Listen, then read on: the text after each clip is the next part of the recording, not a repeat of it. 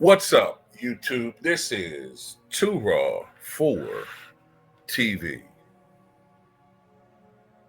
I swear, man, the Democrats just don't learn. So, according to multiple reports, U.S. Representative Alexandria Ocasio Cortez, better known as AOC, is rumored to be considering a run for president in 2028, according to a report by The Hill.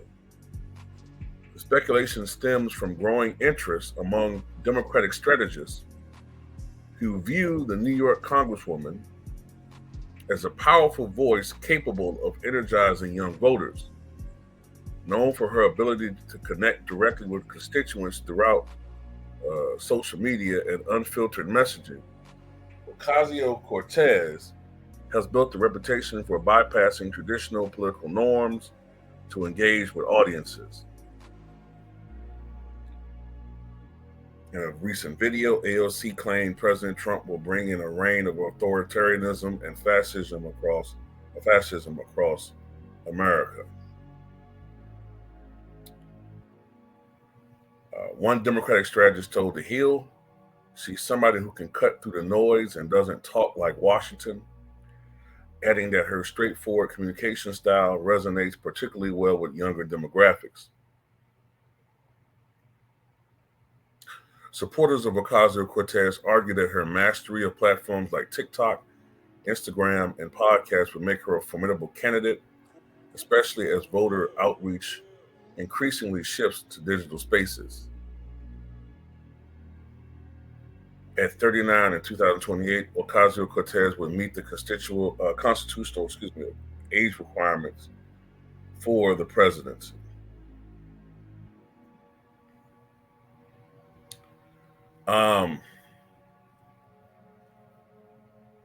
This is a very, very bad idea, in my opinion. Very bad.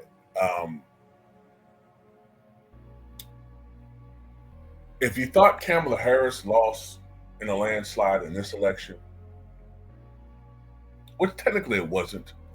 I mean, she still got 226 electoral college votes, which, I mean, look, to me, a landslide is when a candidate gets something around 370 plus electoral votes, 375.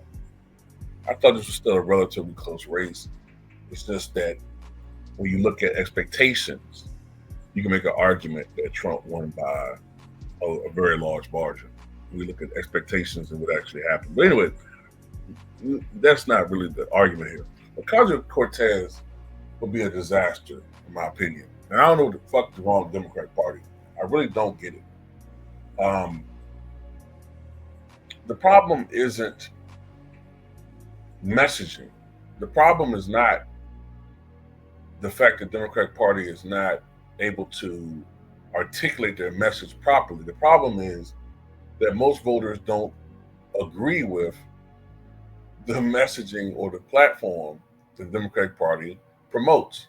That's what the problem is. The Democratic Party, for many Americans, have gotten too far off out of the mainstream. They gotten way out there when it comes to the mainstream.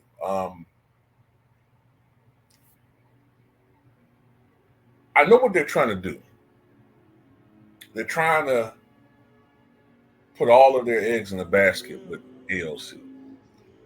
They know that Kamala Harris had a problem with young voters actually coming out and voting for her. AOC does well with young voters. She does. She knows how to articulate to them and talk to them like a regular person, and not like a Washington, career politician. Also, they know that Trump made serious gains with Hispanics. They figure that AOC be able to cut into that. Although I think a lot of them don't understand that Hispanics are not a monolith, and they don't necessarily vote based upon race or ethnicity.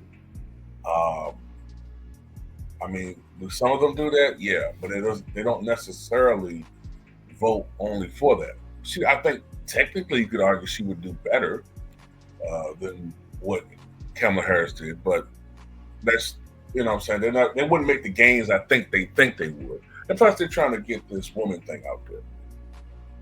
All these feminazis are so pissed off that Kamala Harris didn't win.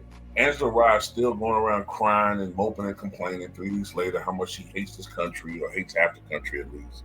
I mean, get over it. It was election. Damn. I remember, I was for John Kerry. He lost back in 2004, right? To Bush. I was pissed for 2 or 3 days, and then I got over it. Then I started wondering, okay, well, maybe it was something about John Kerry that the American people didn't like. These people just can't take L's, man. They can't take L's. They don't want to ever admit that there's something wrong with their message. So they think it's the messaging is wrong. And that's not what it is. Look, another thing too. This country has not elected a Congress person directly from Congress to the presidency since 1880. Okay? Hasn't been done in, 144 years and counting. There's a reason for that. It's a pecking order when it comes to these things. Congress, the House of Representatives, I should say, is the lower chamber. Throughout our history, in modern era, with the exception of 2 candidates, Dwight D. Eisenhower and Donald Trump, all of our presidents have come from individuals who had achieved either being senators, vice presidents, or governors. To elect someone directly from the lower chamber, or to nominate someone from the lower chamber, it's just not really done. You know what I'm saying? They haven't really accomplished much. And speaking of that, she's, like they said, she'll be 38, 39 years old. That is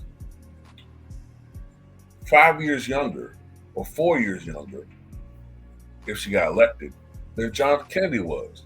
3 years younger than Theodore Roosevelt when he became president when McKinley died, right? 39. Okay? 39 years old, with only, 10 years legislative experience in the bottom chamber.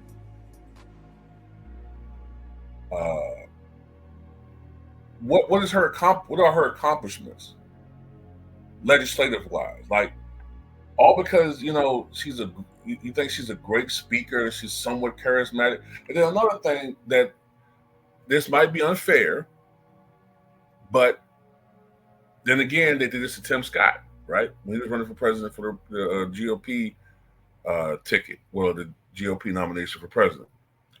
She's single, okay? She's not married. Now, that shouldn't matter, but you know what they're going to do. They're going to insinuate some things, okay? I don't think that she'd be a good candidate at all, man.